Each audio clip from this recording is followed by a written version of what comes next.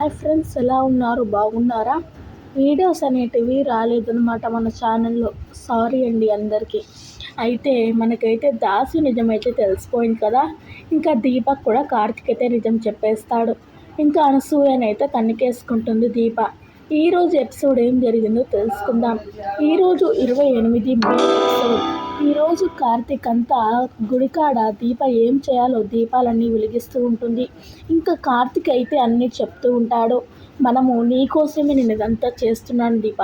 మీ తల్లిదండ్రులను కాపాడాలి అంటే ఇప్పుడు నిజం చెప్పకూడదు.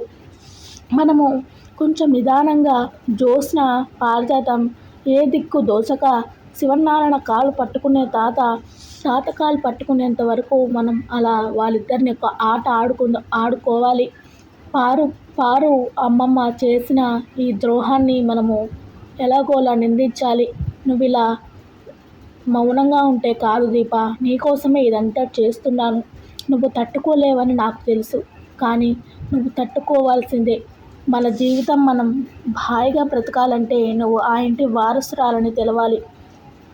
ఇప్పుడు జ్యోత్స్నకు నేను అసలైన వారసురాలు దీప అని అందరి ముందు చెప్పగలను, కానీ ఆ తర్వాత అందరినీ చంపేస్తుంది.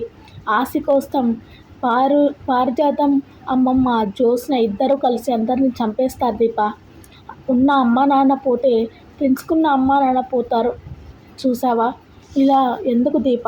అందుకే నువ్వు సైలెంట్గా ఉండి రేపటి నుంచి వాళ్ళిద్దరికీ చుక్కలు చూపిద్దాం అని కార్తిక్ అయితే దీపకైతే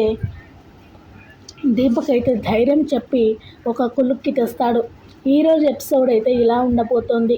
ఇది ఫ్రెండ్స్ ఈరోజు ఎపిసోడ్ అయితే. కార్తిక్ అయితే దీపకు ధైర్యం చెప్తాడు. ఈరోజు ఎపిసోడ్ ఇంతే. ఇంకా లైక్ చేయకపోతే లైక్ చేసి ఛానల్ని సబ్స్క్రైబ్ చేసుకోండి. పక్కన బెల్ ఐకాన్ని యాక్టివ్ చేసుకోండి. మీరు 20 నిమిషాలు 30 నిమిషాలు చూసే కన్నా ఈ 2 నిమిషాల్లో చూడడం గొప్ప. టైం వేస్ట్ చేసుకోకండి. అప్కమింగ్ ఎపిసోడ్స్ అని ఒక మోసం చేస్తున్నారు దీప వారసురాలని చెప్పేసి ఇవన్నీ కట్టు కథలు. మీరు నమ్మకండి. మన ఛానల్ని సబ్స్క్రైబ్ చేసుకోండి.